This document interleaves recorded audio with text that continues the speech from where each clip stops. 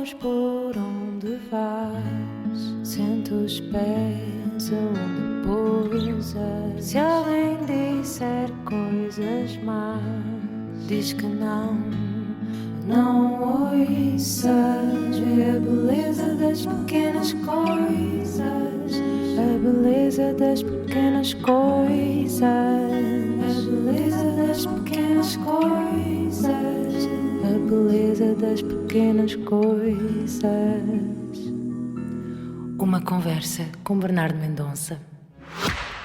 O Expresso tem uma nova subscrição que lhe dá acesso completo ao The New York Times, com atualidade, jogos, culinária e muito mais. E ainda aos conteúdos exclusivos da SIC Notícias, incluindo o Direto Vertical, a nova e inovadora emissão que se adapta ao seu smartphone. Subscreva em expresso.pt/digital. Expresso. Liberdade para pensar. Olá, bem-vindas e bem-vindos à segunda parte da conversa com a escritora Giovanna Madalosso, depois de, no final da primeira parte, termos ouvido um áudio surpresa da escritora Madalena Sá Fernandes, que acrescentou mais questões e ângulos interessantes à sua literatura. E duas questões, mas antes, que comentário a este áudio da Madalena, Giovanna? Primeiro eu quero deixar um beijo enorme para a Madalena e contar para todo mundo que eu sou leitora e fã da Madalena. Ela escreveu um livro bonito e corajoso chamado Leme. Resenhei esse livro no Brasil, falei muito desse livro lá e procurei ela para agradecer, porque eu passei por situações de violência parecidas representadas nesse livro, e eu agradeci ela, falei: Madalena, obrigada por escrever esse livro, que ainda não tive coragem de escrever parecido. Então, belo livro. Não teve coragem, mas teria matéria para isso? Teria, um dia farei, mas que bom que ela fez a maneira maravilhosa dela, porque ela é uma grande escritora. Leva-me à pergunta... se aquele problema cardíaco se tivesse passado consigo, teria escrito autoficção? Talvez. Não sei responder. Era uma outra hipótese, outra realidade. Bom, a Madalena fala aqui de várias questões sobre si, e nomeadamente a força singular, como fala do desejo, como falámos há pouco, e de uma coisa muito interessante que fala das mulheres sem idealização. Como é que esta ideia lhe bate?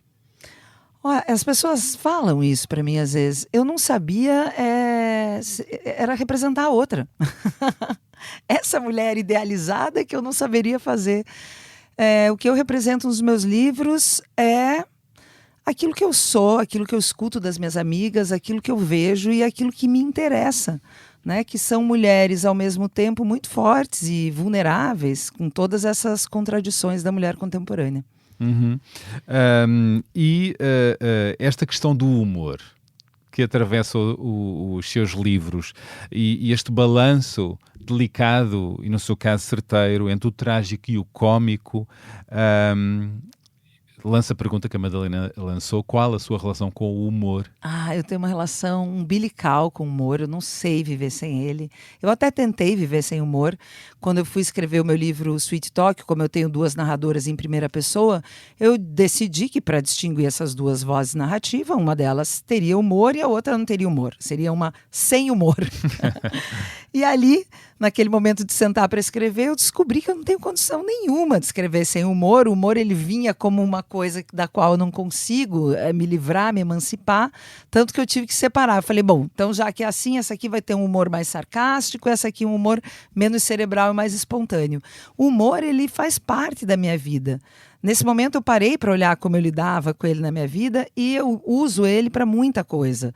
Tem uma frase de um escritor israelense que ele fala que o humor é como uma daquelas luvas de cozinha que a gente coloca para pegar e tocar em alguma coisa que a gente não conseguiria tocar de outra maneira. E é dessa forma que eu uso, nos momentos mais difíceis, às vezes quando quando eu estou numa pior, eu lanço mão de alguma coisa de humor para trazer um certo alívio para aquela situação. E eu acho que isso acaba aparecendo nos livros também. E as pessoas vêm me falar muito sobre o Batida Só, porque o Batida Só é um livro, né, que fala de doença, de morte, de temas tão densos, e eles falam, mas por que você trouxe humor? Como é que você conseguiu colocar o humor? E a resposta que eu tenho é que eu trouxe aquela matéria que está na vida. Porque mesmo quando eu estava numa pior, chorando nos hospitais, nos centros de cura. De repente a gente estava lá, muito mal, e acontecia uma situação triste que trazia aquele alívio cômico repentino, que fazia todo mundo se conectar, se aliviar. E havia uma razão para rir. Para rir. A vida vem assim, vem tudo embolado, né? Não vem uma coisa separada da outra. Então, acho que o humor vem nessa toada, né? Abraçadinho com a angústia. É como nos funerais, não é? Às vezes, Exato. nas situações mais dramáticas, surge uma vontade de rir por Isso. alguma coisa que acontece, que é uma centelha de vida, uma centelha de... não é? O cómico a salvar-nos. Bom, acho que já nos aconteceu a muitos de nós. E o que a faz rir no dia? Que tipo de humor é o seu, além da sua escrita? É de riso fácil? Ou há Sou. É. Eu gosto do absurdo, eu gosto... A vida é muito maquinal, né? A gente acorda com os nossos horários, com aquele hábito da rotina. Então, tem alguns momentos do dia, o humor, para mim, ele está o tempo inteiro durante o dia. É uma linguagem já, É não uma linguagem. Eu levo a minha filha para a escola, eu levo os meus sobrinhos para a escola, fazemos todo dia o mesmo caminho. Então, é essa coisa muito maquinal. E aí vai, né, para o trabalho, e supermercado, e seja lá o que for. E tem alguns momentos que eu gosto, ou de inventar histórias, ou de olhar para coisas que eu não costumo olhar a todo momento, ou de inventar... Eu invento personagens. Eu e minha filha, nós temos 2 personagens que nós inventamos. Eu sou um homem, às vezes, que é o Jurinho. Como é que é? Eu tenho um personagem, às vezes eu me transformo. A gente tá andando... Na vida real, que cria a personagem, pronto. A gente tá andando na rua e às vezes eu viro o Jurinho, que é esse homem que eu inventei, que tem um ombro mais torto que o outro, que fala muita gíria. E Como é que ele soaria aqui? que ele soaria com... Vamos ver. Poxa, mano. Poxa. É assim, tem a Tô nossa... andando aí com você pela rua pra gente resolver umas coisas, se pá. Engatatão um pouco, talvez. Hã? Engatatão, O que é engatatão? namoradeiro, Sim, namoradeiro, malandro, pois. Exato. Um tipo que vem pra quebrar o dia, às vezes. brinca às personagens com a sua filha, não é? Sim. E esta questão da psicanálise, que é muito interessante este ângulo. Já contou aqui que conversa sobre as suas inquietações e dores com a sua psicanalista, não é? E que ela às vezes diz, escreva sobre isso, não é? E leva à pergunta da Madalena, qual é a relação, se há uma relação entre a psicanálise e a criação literária? Com certeza. É muito interessante porque eu não levo a literatura para o divã. Eu faço análise há anos, eu já tive vários terapeutas, mas eu não levo questões da literatura ou do trabalho para o divã porque causa a minha vida pessoal. Na literatura eu consigo resolver as coisas com mais facilidade. Muito mais facilidade, não é? Sim, para mim o trabalho sempre foi tranquilo. Agora a vida pessoal é que me deixa sempre assim de cabelo em pé. Então eu não levo as minhas questões nem para terapia, nem para as vezes que eu tomei ayahuasca, mas às vezes a literatura aparece nesses lugares. Então... E a literatura apareceu para mim na análise uma vez que eu estava escrevendo Tudo Pode Ser Roubado. E nesse livro existe um personagem que é um manequim de loja. Eu praticamente dou vida a um manequim de loja. Não é que eu dou vida exatamente, mas ele tem ali um papel muito importante na história, porque a dona da loja veste esse manequim de tal maneira. Então a gente sabe o humor da dona desse brechó pelas roupas que esse manequim de loja está usando. E na cena final, a narradora pega esse manequim e sobe uma ladeira com ele embaixo do braço e chove. E eu contava isso para minha terapeuta. Eu não sei por que eu resolvi contar dessa cena final na terapia. E aí a minha terapeuta perguntou, e como é o nome desse manequim de loja? E eu falei, o nome é Sandra. E aí que eu me dei conta que Sandra era minha terapeuta. E ela falou, e aí o que acontece com o manequim? E eu falei, quanto mais a narradora quer se livrar do manequim, mais ela se aferra ao manequim. Isso foi numa época que a gente já estava considerando terminar a análise. Então ela falou, puxa, então eu acho que é isso, né? A narradora está tentando se livrar da Sandra e não está conseguindo se livrar da Sandra. Então eu tive o final do processo terapêutico marcado por esse personagem que entrou no meio da história. E deixou essa terapia? Eu deixei e depois, com muita tristeza, pouco tempo depois a Sandra, inclusive, nos deixou, a Sandra faleceu. Lamento. Mas continua a fazer terapia? Agora eu dei uma paradinha, mas eu sou a pessoa que está fazendo terapia a vida inteira. Fala-me disso, para quem nos escuta. E também tendo passado por, eventualmente, fases bastante difíceis, já partilhou aqui algumas, outras deixou no ar, que eventualmente estavam bons livros, não é? Mas chegaram à conclusão as duas que já podia deixar a terapia. O que é que a faz querer continuar? O que é que a terapia lhe dá para querer regressar? Pudessem as pessoas todas deviam fazer terapia, porquê? Sim, eu não acho que é fácil. Eu acho que tem muita gente, às vezes, que não quer fazer porque não é necessariamente agradável, é um trabalho. É uma ginástica, é um esforço que você coloca numa coisa, numa busca, né? E depois você recebe um retorno por isso. Eu acredito muito nisso, porque eu já fui muito beneficiada. Que retorno, que benefício? Eu não sei, por exemplo, se eu teria me tornado, ou conseguido escrever, ou ser escritora, ou abandonado a propaganda, se eu não tivesse esse fortalecimento da análise. A esse nível? Okay. Sim, porque eu, como muitas mulheres da minha geração, como eu sempre falo, né, para você ser uma escritora, você precisa acreditar que o que você tem para dizer é muito relevante. E eu não fui criada na sociedade em que eu vivi para isso. Eu não fui criada achando que aquilo que eu tinha para dizer era uma coisa relevante. A psicanálise me fortaleceu muito nisso. Me fortaleceu numa relação abusiva e de violência doméstica que eu passei e que é uma coisa que enfraquece muito a mulher a ter força para sair dessa história. Mesmo em momentos mais simples, atravessar a maternidade. Puxa, mas por que fazer análise sempre? Porque a vida se renova. Quem dera a vida fosse... acabaram-se. Oxa, passou essa etapa, acabaram os problemas. Vão vir outras coisas, né? Vão vir novos desafios da maternidade, uma hora vai vir o luto, uma hora vai vir a doença. Então, assim, sempre tem material. E mesmo quando não tem material, para mim é um mergulho muito rico, porque é, num certo sentido, quase como se eu desse a mão para alguém com escafandro para a gente ir lá, passear, me ajudar a me jogar lá dentro do fundo do inconsciente, que é um lugar que eu gosto de estar lá, eu sou uma escritora. E que com esse profissional também a ajuda a sair de lá, não é?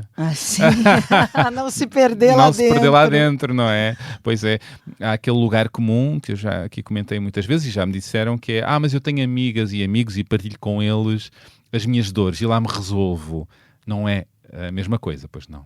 Não, é totalmente diferente, né? A gente está aí tratando de uma coisa profissional e com amigo, enfim. São duas coisas muito boas, mas distintas. É verdade. E há que ter cuidado com a forma como usamos os amigos também para isso, não é? E também os terapeutas, porque eu estava ajudando meu pai a achar um terapeuta e meu pai pegou numa lista. Falei, pai, mas não é assim, né? Você vai entregar essa coisa magnífica que é a sua mente para uma pessoa, né? Então... E é difícil fazer um match, não é?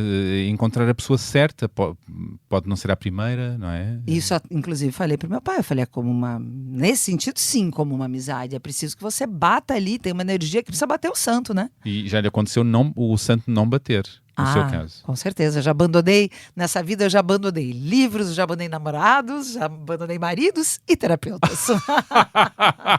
Bom, eu tenho aqui mais um áudio, para acrescentar à conversa mais camadas, para irmos mais fundo. Vamos mergulhar outra vez? Vamos. Bora. Eu apaixonei-me pelo trabalho da Giovanna há pouco tempo e é com esta admiração fulminante e arrebatadora que eu quero colocar uma pergunta extremamente interesseira à Giovanna. E é interesseira porquê? Porque eu própria estou a querer começar a escrever o meu primeiro romance. E a página em branco, aquela primeira página em branco, é uma coisa que me assusta bastante. Portanto, o que eu queria perguntar à Giovanna é como é que ela recorda a primeira página em branco do seu primeiro romance. Foi um momento angustiante, ou seja, será que, Giovanna, será que tu escreves essa primeira página com a sensação pesada de que ela vai ter consequências ao longo do resto do livro? Ou será que escreves livremente, com leveza, e depois mais tarde voltas atrás para melhorar as coisas e para retrabalhá-las? em função daquilo em que a obra se tornou. É isso que eu quero saber. Questões técnicas, mas também questões, na verdade, psicológicas, não é? Questões de ansiedade do início da criação de uma história. Beijinhos e até mais. Acabámos de ouvir agora a Ana Markel, que vai apresentar o livro da Giovanna Madalosso. Aliás, já apresentou quando esta conversa for para o ar, o Batida Só, na livraria Travessa. Ana Markel, radialista, comunicadora, autora também. A Ana trouxe aqui várias questões e do célebre e temível o medo da página em branco, não é? Da página em branco que assusta. Não sei se é um medo que a acompanha, a Giovanna, mas como é que recorda a primeira página em branco do seu primeiro romance? Primeiro eu quero agradecer essa pergunta tão boa para a Ana, querida. Obrigado, Ana, obrigado, Madalena, é verdade, a ambas. As duas. Tantos anos respondendo perguntas, né, de alunos e de leitores, essa pergunta nunca tinha aparecido dessa maneira para mim. Mas eu acho que é importante dizer que o medo, ele nunca vai cessar.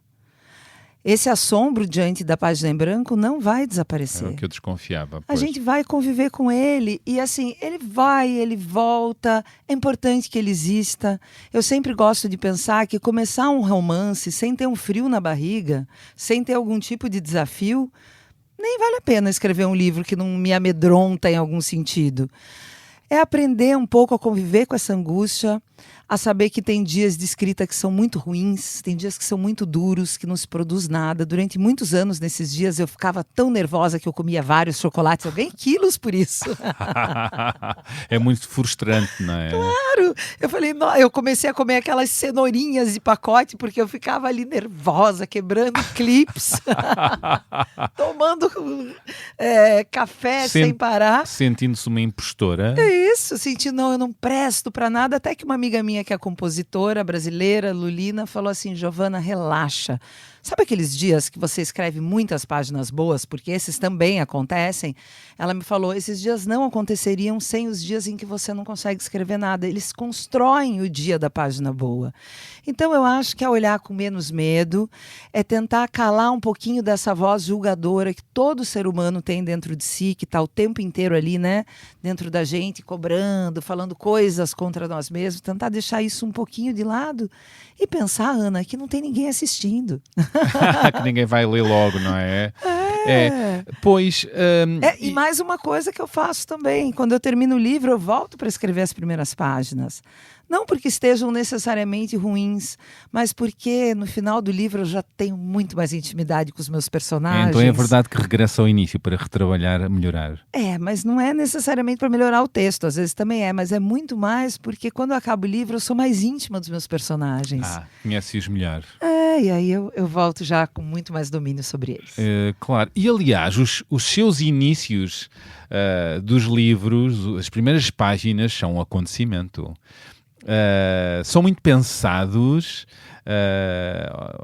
ou seja, antes de começar a escrever a primeira página, pensa muito como é que vai começar aquela primeira cena num filme. Eu não sei se ganham isso a aprender guião de cinema, eu desconfio que sim, que sabemos que no cinema as primeiras cenas, ou pelo menos, são marcantes, podem ser marcantes. Às vezes não, às vezes preparam para um clímax, mas os seus clímax começam logo com uma temperatura quente, com algo a acontecer muito vibrante, que, agarra-nos logo. Como é que é isso? Eu gosto de entrar sem bater.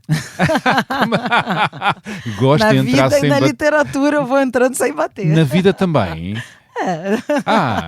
Mas o que assim no amor, na vida, na amizade, entra sem bater?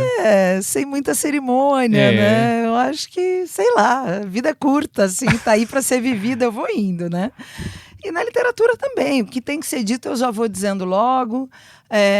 Às vezes eu não penso muito na primeira página, porque eu sei que eu posso voltar para mudar depois, mas depois que o livro está pronto, eu me preocupo com a primeira página, porque eu também sou jurada de concursos, de contos e tal, e eu sei que quando a gente começa alguma coisa e essa coisa não está boa, a gente vai logo largando. É verdade. E como eu brinco hoje, né, quando eu dou as minhas aulas de escrita, infelizmente a gente não concorre mais com outros escritores, né? Eu não concorro mais com Clarice Lispector ou com a Dulce Maria Cardoso, que eu adoro. A gente concorre com o Instagram, com o Facebook.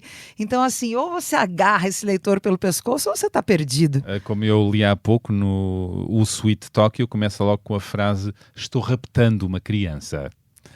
Eu não sei se quer ler mais algum excerto do seu livro, dos seus livros ou não. Claro, com o maior prazer. Escolheu aqui uma parte do Batida Só, também sim. muito interessante. Falámos um pouco. Nessa parte, a Maria João, que está com, né, o coração dela com essa patologia, a mãe do Nico e o Nico vão para esse destino de cura e eles resolvem sair à noite nesse lugar para dar uma espairecida. E quando eles saem à noite, eles encontram, né, nessa cidade o bar cheio de pessoas que estão lá para se tratar, né? Então esse universo tão distinto. E aí a Maria João narra, né? O bar ficava nos fundos da choupana. Antes era preciso pegar a ficha. Entrei na fila do caixa, que ladeava a pista de dança, agora cheia a ponto de alguns casais dançarem fora da cobertura. O fato de haver menos homens não importava. Algumas mulheres dançavam com mulheres. Ao meu lado, uma rodopiava a outra. A certa altura, meteu a mão no bolso, pegou uma bombinha e apertou contra a boca para em seguida puxar de novo a parceira. Perto delas, havia um casal que desconfiei estar morto. Tinham cerca de 90 anos. Os seus corpos, encarquilhados e diminutos, estavam bem encaixados. Talvez se encaixassem todos os dias há quase um século. E faziam movimentos pequenos, comedidos, quase imperceptíveis. Era preciso ficar um tempo olhando para eles para ter certeza de que se mexiam, de que não eram duas estátuas ou dois frequentadores que morreram na pista e, por estarem apoiados um no outro, não caíram no chão. Outro que chamava atenção era um homem com prótese na perna. Achei que a moça que dançava com ele não tinha nada, mas logo vi que estava com uma bolsa de colostomia presa na altura do quadril, por onde deveriam sair os dejetos do seu intestino. Mas não era por isso que o casal chamava atenção, era pelo seu requebrado. Até parecia que a prótese do rapaz ajudava, porque ele conseguia incliná-la num ângulo perfeito, fazendo com que sua perna entrasse certinho no meio das dela, coxa com coxa, pelve com pelve, para frente e para trás, uma coisa gostosa de se ver. E havia quem dançasse sozinho, como um homem que tremia demais e uma cadeirante que ficava no cantinho, girando as rodas na hora do refrão. Era para tudo aquilo ser triste. E de certa forma era. Aquele catálogo de corpos adoecidos, aquela fratura exposta da fragilidade humana. Mas tinha alguma coisa boa que captei e não soube elaborar até chegar ao caixa. Ali, atrás da funcionária de cabelos encebados que vendia as fichas, havia um cartaz: não deixem de viver. Assim, em caixa alta, como a gritar para os clientes. Então é isso, pensei, pegando a ficha e cruzando a pista até o bar. Enquanto muitos, até compreensivelmente, estavam entrevados em casa, aquela turma tinha escolhido viver. Com dor, com pino, com atadura, com prótese, com fezes. E aquilo era bonito. Tão bonito que me deu ainda mais vontade de me curar para seguir sofrendo a vida. Que bonito. Obrigada. Ter a coragem de viver e de sofrer a vida, não é? É um ensinamento para todos nós, não é? Eu acho que sim, é porque eu sou uma apaixonada pela vida. Aliás, no início do livro tem uma citação de um escritor, não é? Quer ler essa citação antes do arranque do livro? Você está falando do Belchior, né? Sim. E o meu coração selvagem tem essa pressa de viver. Essa frase véstia tem algo em si que ecoa nela. Sim, tem uma teimosia minha de viver, porque eu acho que tem momentos até que a vida pede pra gente. Eu acho que é importante se recolher também, não que não seja. Tiveram momentos que eu me recolhi por diversos motivos, porque eu precisava me cuidar, ou descansar, ou dizer não para certas coisas, né? Hoje eu entendo que dizer não é tão importante quanto dizer sim. E consegue fazê-lo? Ou é difícil ainda? É um pouco difícil. Eu sinto que sim. Pelo menos para mim é ainda muito difícil dizer que não às coisas. Porque nós vivemos numa sociedade que nos cobra uma altíssima performance.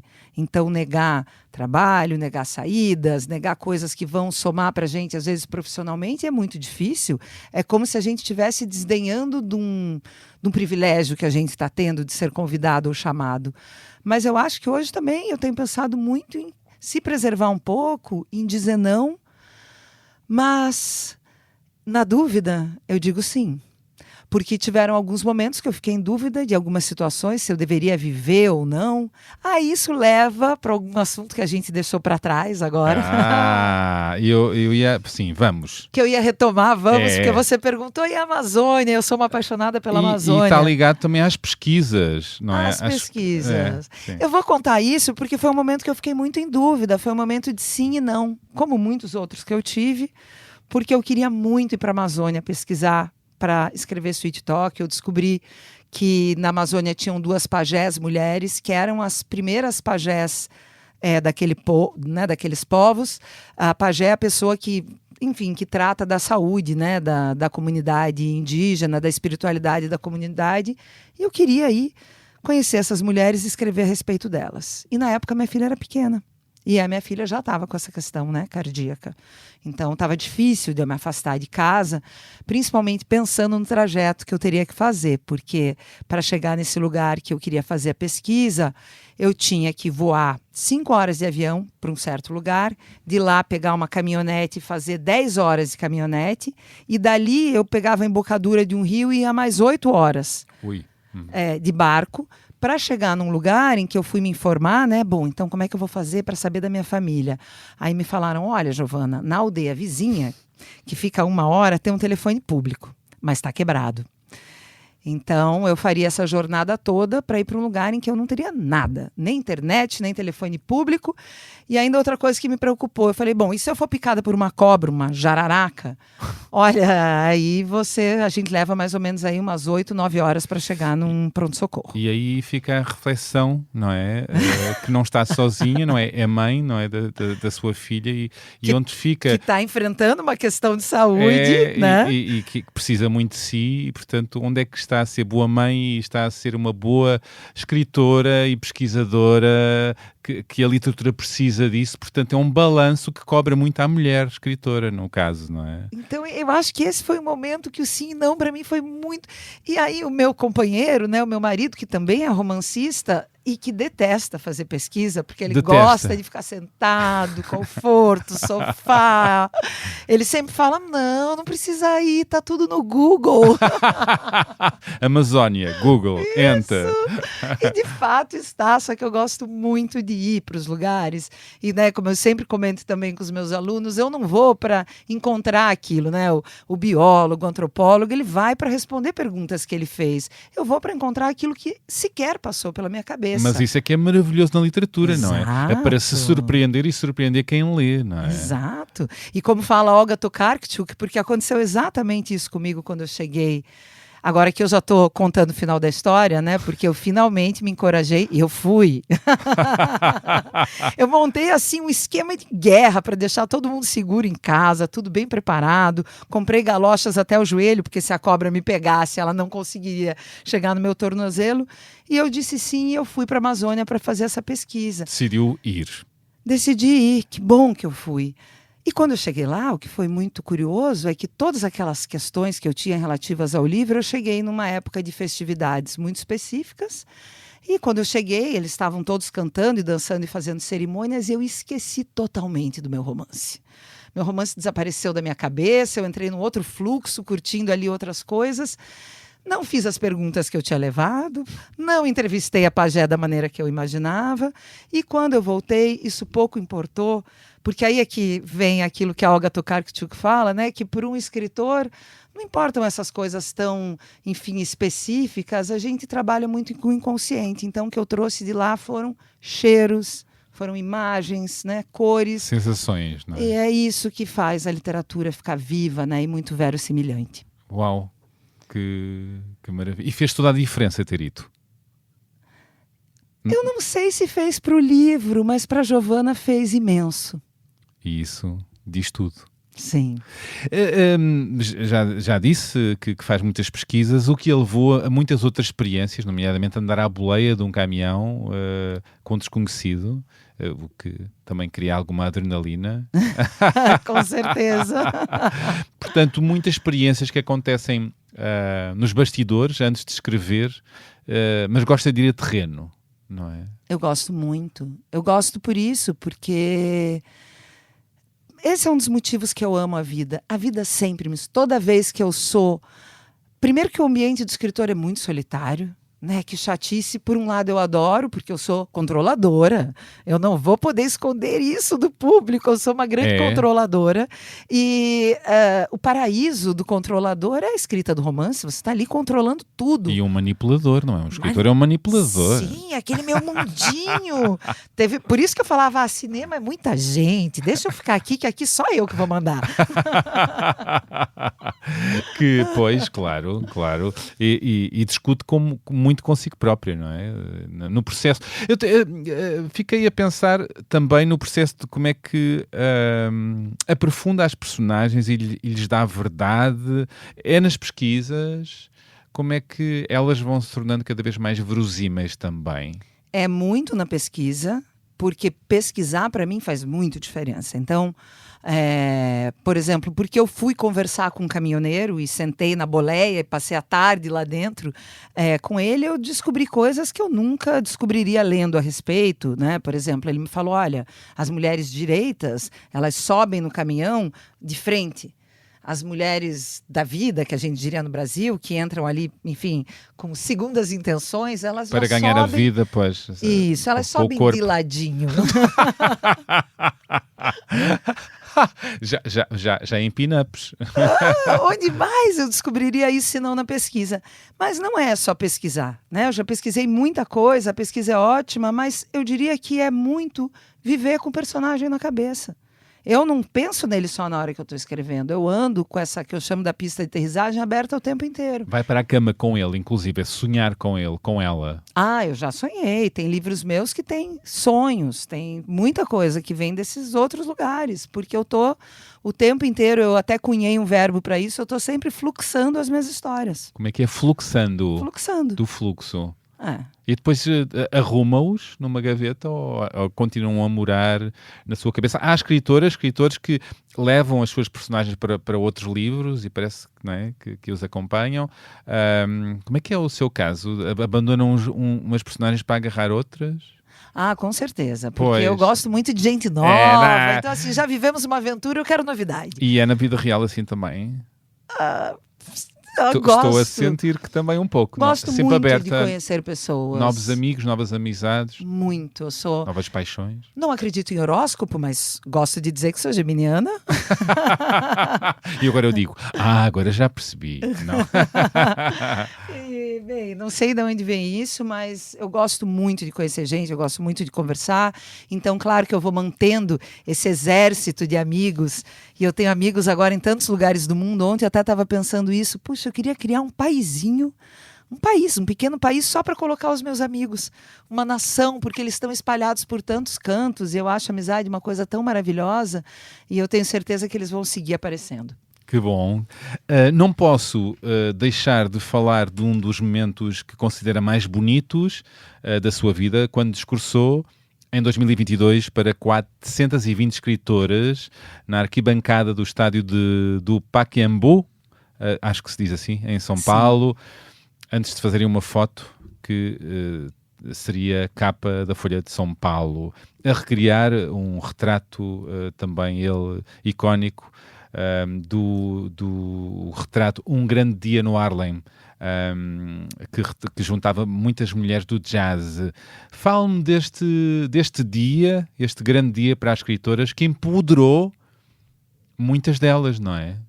Foi muito bonito. Eu adoro falar sobre isso, porque, primeiro, como tudo de mais lindo que me acontece, isso aconteceu muito por acaso. Eu não estava atrás, né, Claro que eu estava muito envolvida, como sempre, nos movimentos feministas. Eu estava acompanhando o crescimento da escrita feita por mulheres no Brasil, que foi uma coisa que começou a chamar muito a minha atenção, porque eu acompanhei um mercado que não queria publicar meu livro porque falava de maternidade, e eu vi esse mesmo mercado, tão duro e tão machista, se transformar. No Brasil, a gente tinha mais ou menos 72% dos livros eram escritos por homens, e as mulheres apareciam muito no âmbito doméstico, né? Como a esposa, como a amante e tal. E aí, de repente, essa explosão, começam a ouvir mulheres. Tirando algumas escritoras, como a Clarice Lispector e outras tantas, que marcam e marcaram a literatura brasileira, mas na maioria dos casos eram muito mais homens que vingavam. Sempre, como certamente foi em Portugal e talvez ainda seja e ainda é no Brasil. Verdade. A gente ainda nem chegou a virar. Mas a gente vinha mesmo de uma maioria esmagadora da escrita feita por homens.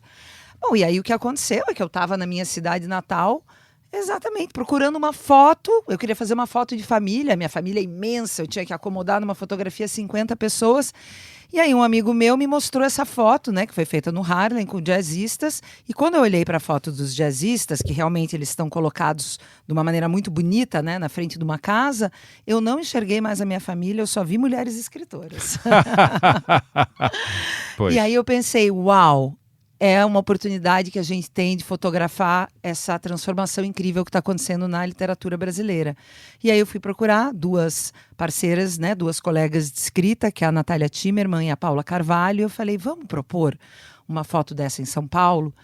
E aí a gente propôs um dia, durante uma feira do livro que estava acontecendo. Na véspera dessa feira do livro eu quase desisti, porque eu sou aquele tipo de pessoa que quando dá festa acha que não vai ninguém, sabe? Na véspera fala, ai meu Deus do céu, não vai aparecer ninguém na minha festa. E eu falei, vamos desistir dessa foto, porque se vierem poucas mulheres ou só as mulheres que já estão na mídia, essa foto vai ser uma foto inócua, não vai ser interessante. Mas elas, não, vamos lá, vai dar certo, tal, e fomos. E para minha surpresa, quando eu cheguei no estádio do Pacaembu, onde a gente marcou essa foto, apareceram 420 mulheres. Como é que divulgaram esse anúncio, esse pedido? Veja que beleza, a gente não teve uma divulgação muito grande, nos cards, na comunicação da feira falava que ia ter isso. Mas o que é incrível, e essa foto se espalhou por outras cidades também, é que essa divulgação e esse convite para as outras cidades, tudo aconteceu de maneira espontânea. Orgânica.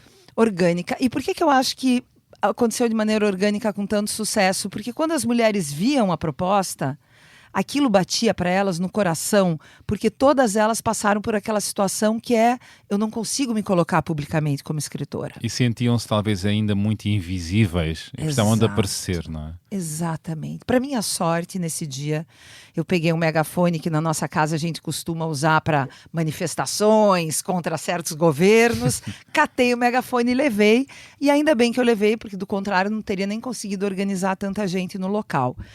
E foi um momento muito bonito.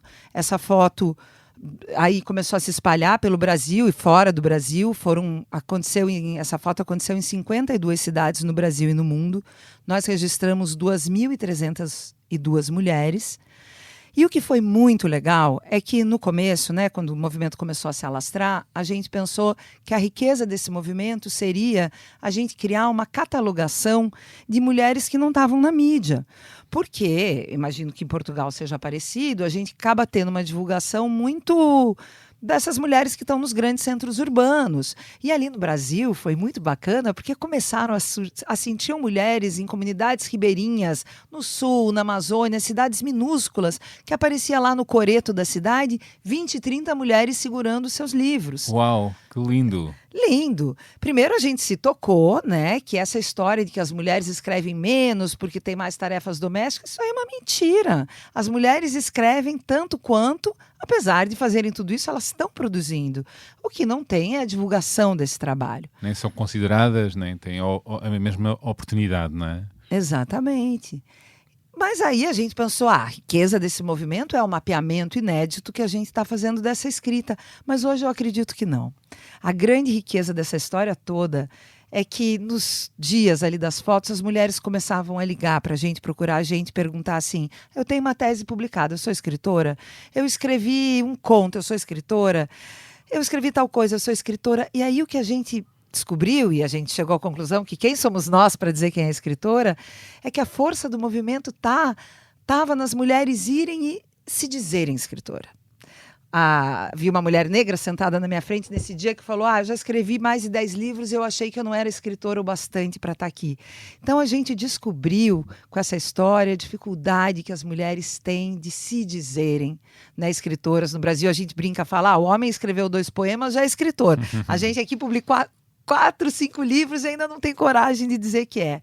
Então, acho que essa força, e quando as mulheres se colocam, e elas falam que elas são, e elas se assumem publicamente dessa maneira, a sensação que eu tenho é que elas vão se fortalecendo para escrever mais. Esse empoderamento demorou, Giovana, a afirmar-se escritora, a ter coragem, a sentir-se escritora?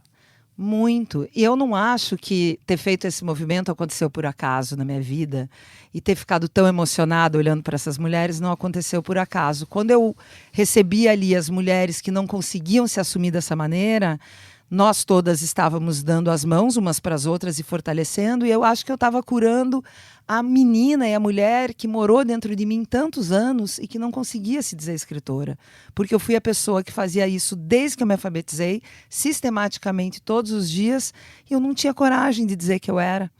Né? Eu ia preencher uma ficha de hotel e na profissão, já escrevendo e já publicando o livro, eu ainda colocava publicitária. É. Então eu acho que esse foi um movimento de cura coletiva para nós, e para mim certamente foi.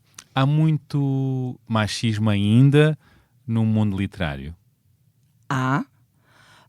Mas pelo menos agora esses homens se constrangem de ser machistas em público. Esse era um machismo explícito, era um machismo que, enfim, acontecia nas piadas, acontecia nas escolhas do mercado editorial, e agora, aonde há machismo, pelo menos há vergonha desse machismo. E acho que nesse sentido a gente já está dando pelo menos um passinho. E não é cíclico? Não há de vez em quando uma perda da vergonha? Por cá, em Portugal, estando nós a falar de machismo, mas de racismo e outras violências, parece haver em alguns lugares uma perda de vergonha. Que pena, né? Eu achei que essa perda de vergonha fazia parte do nosso passado, mas agora essas manifestações voltaram. Com Bolsonaro também se percebeu que nada está garantido, no Brasil, no caso. Não é? Comentários vergonhosos saem da caverna, né? E esse lado sombrio da humanidade deixa a gente assustado. Então eu acho que é um momento para a gente ficar muito vigilante e intolerante, porque às vezes a pessoa fala, mas é só uma brincadeira, eu falo isso só brincando. Há coisas que a gente não pode nem brincar a respeito. Uhum. Enquanto escritora, o que é que continua a interessar-lhe mais a provocar nos outros? Olha, eu acho que eu quase me divido quando eu sento na minha mesa de trabalho. Existe uma romancista, uma contista, uma ficcionista que trabalha a partir das angústias próprias, como a gente já conversou. Mas também existe em mim uma colunista de jornal que escreve toda semana. E a colunista de jornal nem sempre vai trabalhar a partir das suas questões ou angústias próprias, mas pela observação do mundo e por coisas que estão gritando para mim naquele momento. E nesse sentido tem 2 temáticas que são muito importantes para mim, que é a violência de gênero. Eu escrevo no Brasil sobre, numa das minhas colunas, por exemplo, eu contei sobre um aborto que eu fiz, né, que é um tema tabu. Então eu acho que eu posso me colocar socialmente e falar que eu passei por isso, porque eu passei por isso. Ainda é um assunto tabu. Ainda, né? Nós ainda não somos donas dos nossos corpos. Como é que pode isso, né? Eu estou criando uma menina e eu falo para ela, filha, quando você crescer você vai ter que tomar muito cuidado, porque se você engravidar de forma acidental, no país que a gente vive, você não vai ter escolha sobre essa gravidez ou não. Então esses temas me tocam, esses temas eu levo para as minhas colunas, e me toca muito a questão climática, que também aparece bastante. Eu acho que a gente tem uma urgência enorme de falar sobre clima e nós não falamos sobre isso. Eu até sempre me pergunto por que as pessoas... Não é só que a gente não fala. Eu reparo que quando eu escrevo as colunas sobre clima, as pessoas clicam menos. Tanto que eu ponho o clima disfarçado, hoje eu brinco. O título fala de alguma coisa bacana, espalhafatosa, e aí quando o leitor vai lá, ele descobre o clima escondidinho, sanduichadinho no meio. Para ser um clima bom. Isso. É que nem aquela mãe que faz um bolinho doce e põe o brócolis escondido lá dentro. É a questão climática. Muito bem. O escritor, a escritora, é aquela que aponta ou que fala do que ninguém vê? Eu acho que sim, eu acho que o escritor, ele tá... Por isso que às vezes, né, minha mãe também fala, Giovana, você tá sempre distraída, você não presta atenção no que a gente fala, você tá sempre em outro lugar. Não é que eu tô exatamente distraída, mas eu estou muito atenta a um detalhe que talvez as outras pessoas não estejam olhando naquele momento. Então esse olhar para alguma coisa peculiar, para esse lugar do inesperado, também alimenta muito o cronista, né? E eu queria perguntar-lhe, Giovana, se acredita, porque disse que tem fé nas pessoas. Tem. Eu resisto a isso. Muita. Mas, enquanto escritora e cronista, com a caneta afiada, acha que o ser humano é predominantemente bom ou mau? Perante o que está a acontecer no mundo também. Prefiro acreditar que seja predominantemente bom, mas também é muito mal às vezes. Não é uma resposta fácil. Mas tem uma coisa que eu faço questão, e eu também tenho falado muito disso, de me aferrar e ter fé, é que a gente tem que manter um certo otimismo. Porque por mais assustador que seja o momento que a gente está vivendo, e ele é de fato assustador, porque eu nunca achei que a gente ia chegar nesse lugar, né? Eu nasci numa ditadura, a gente chegou na democracia, e depois de ter visto no meu país tanta gente ser morta, presa, torturada, mulheres grávidas, torturadas, da gente viver anos tão terríveis, e não foi só o Brasil, isso não é exclusividade nossa, né? Claro. Nós passamos pelos nossos autoritarismos. Eu nunca imaginei que eu ia viver na minha idade adulta essa ascensão do autoritarismo, do fascismo no mundo, e ainda vindo de braços dados com essa coisa tão sombria que é o colapso do planeta. Então, eu nunca vi. Eu até falei esses dias para minha filha falou, mãe, o mundo já teve desse jeito? E eu tive que ser honesta, eu sou honesta com ela. Eu falei, não, filha, o mundo nunca teve desse jeito, mas a gente vai dar jeito.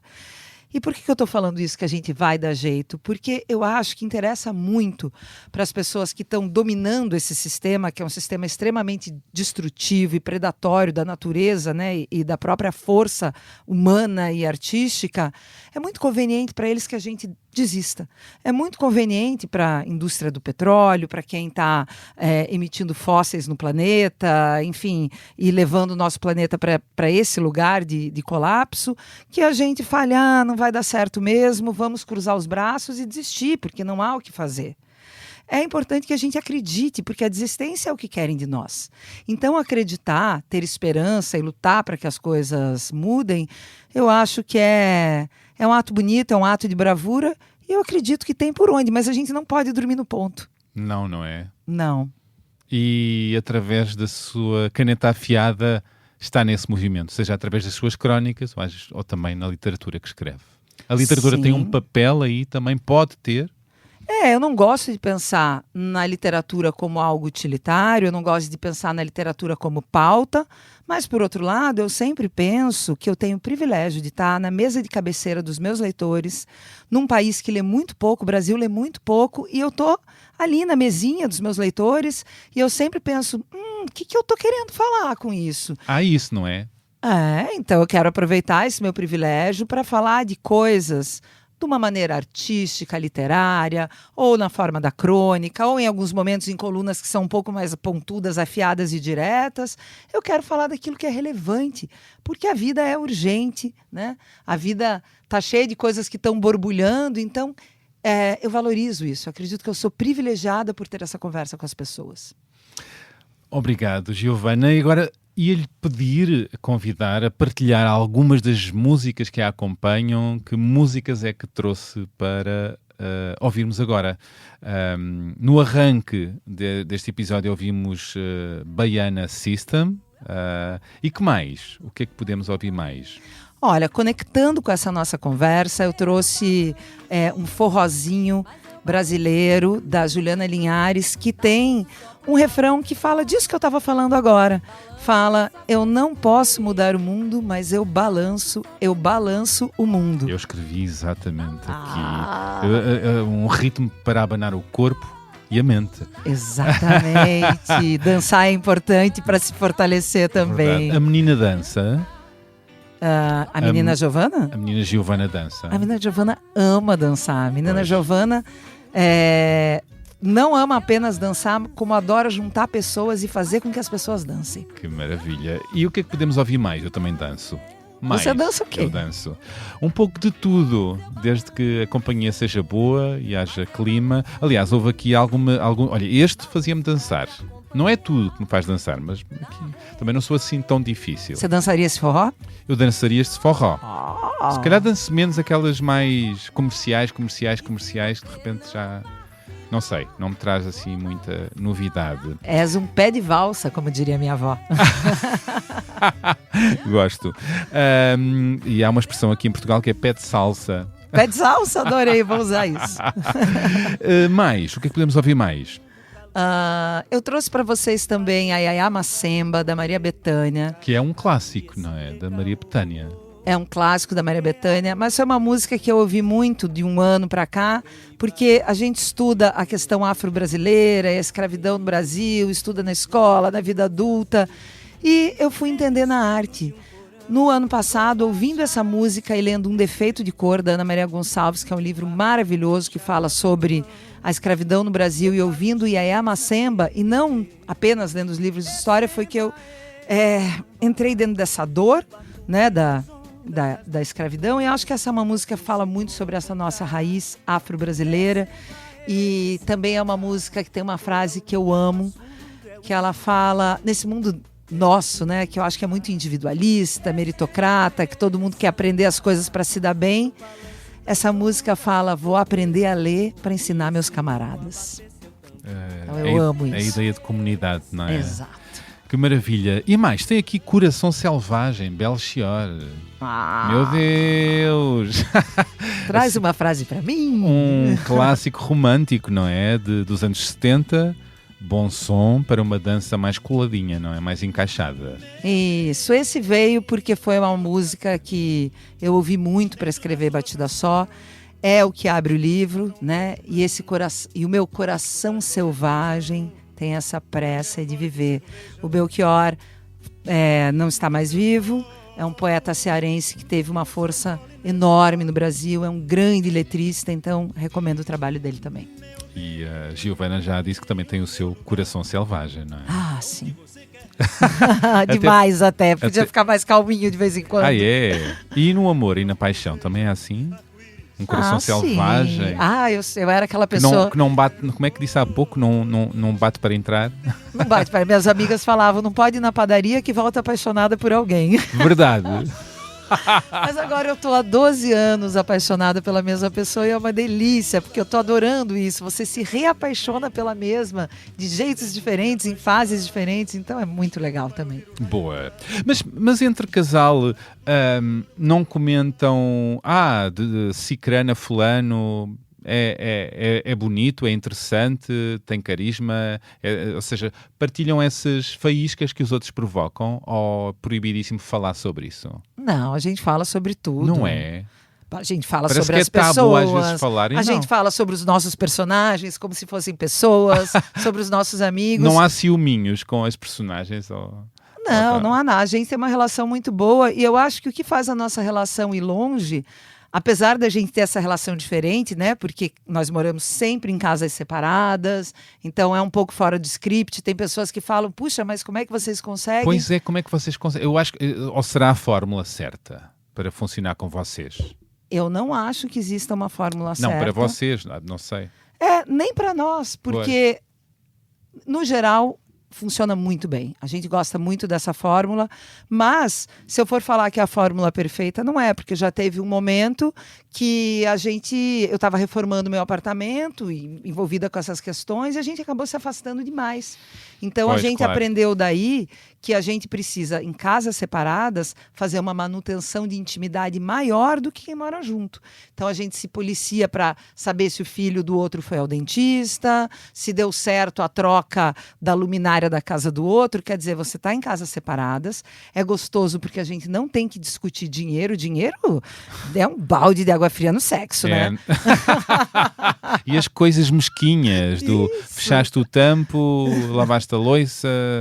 Ele reclama, né? Porque eu sou bagunceira, então ele... você enrola a toalha. Dos dois, quem é a bagunceira é a Giovana. Né? Uau, Giro.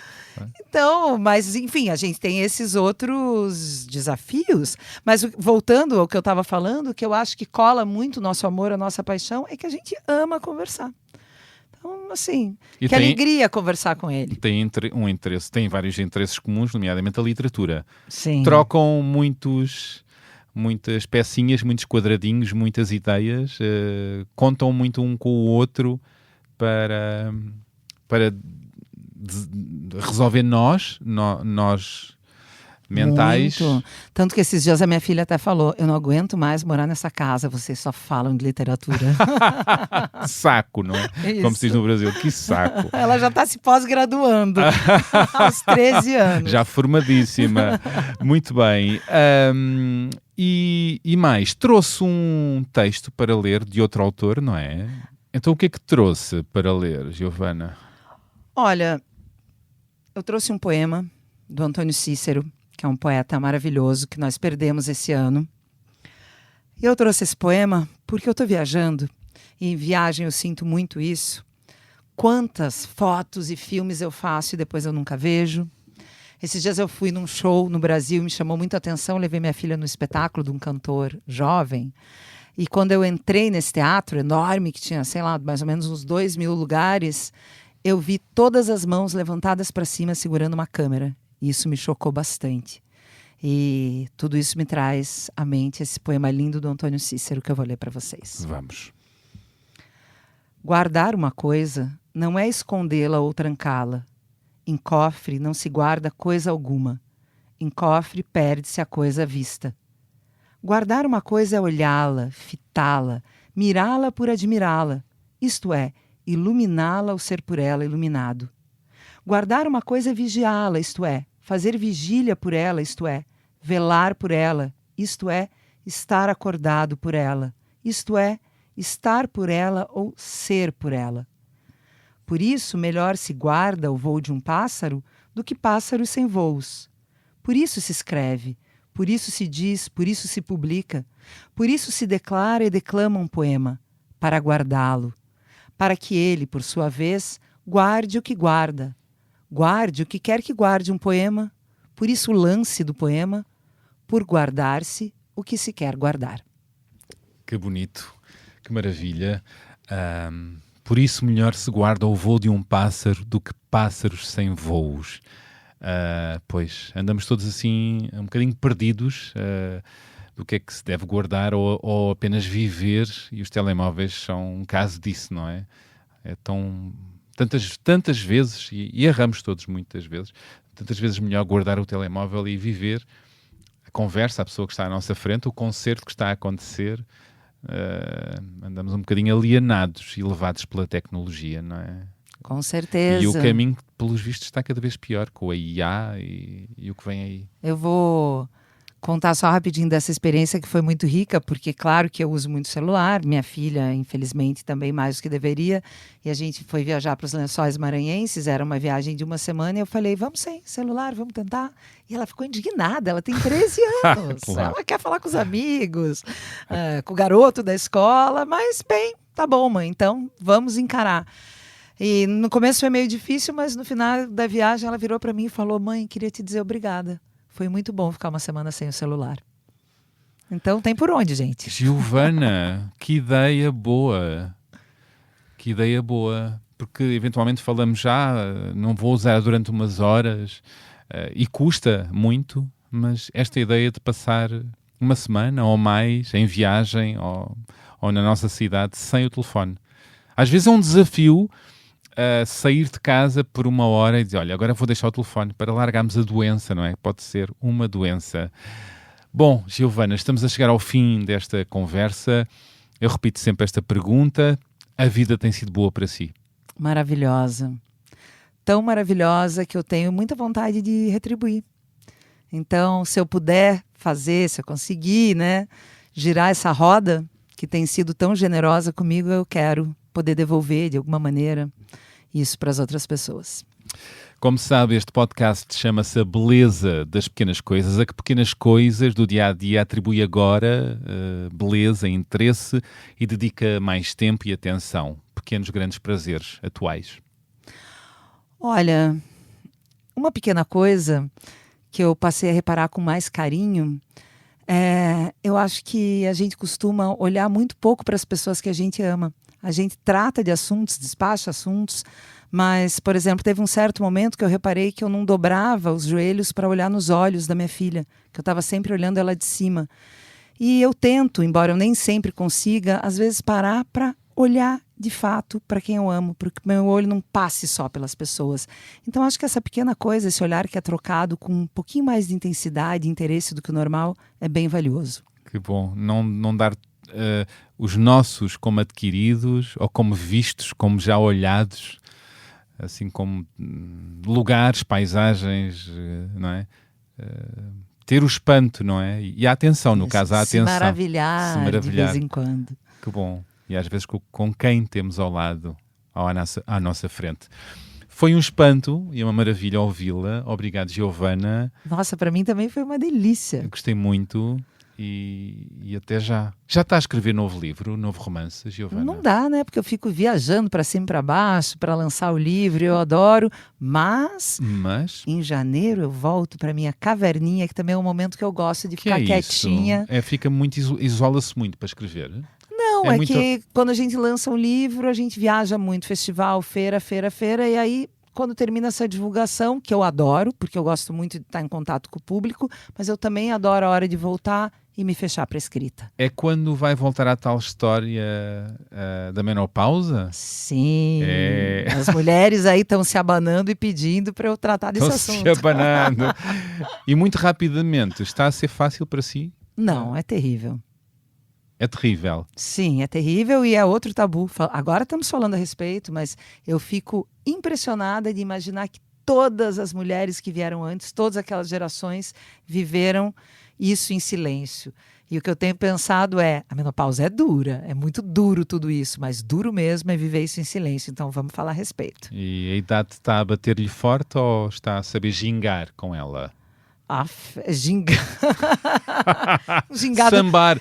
Vou dizer que eu estou gingando com bem pouca elegância. Será? Não me convence. Tento. Muito bem. Tentemos. Para nós, homens, já há andropausa também, não é? O pessoal fala pouco, mas eu sei que existe.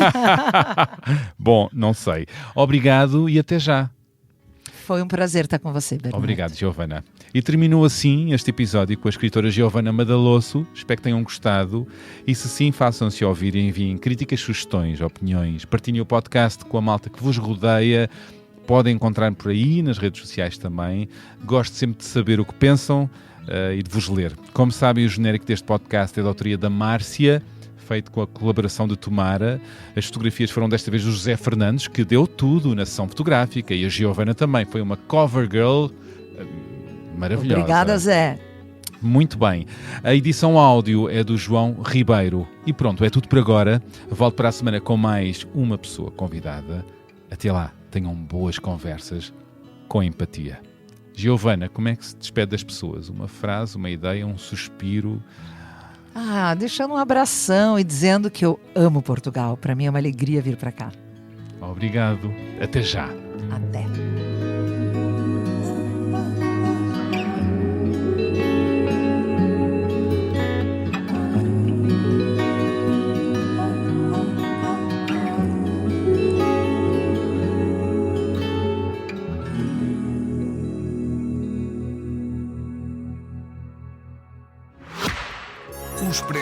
uma nova subscrição que lhe dá acesso completo ao The New York Times, com atualidade, jogos, culinária e muito mais. E ainda aos conteúdos exclusivos da SIC Notícias, incluindo o Direto Vertical, a nova e inovadora emissão que se adapta ao seu smartphone. Subscreva em expresso.pt/digital. Expresso. Liberdade para pensar.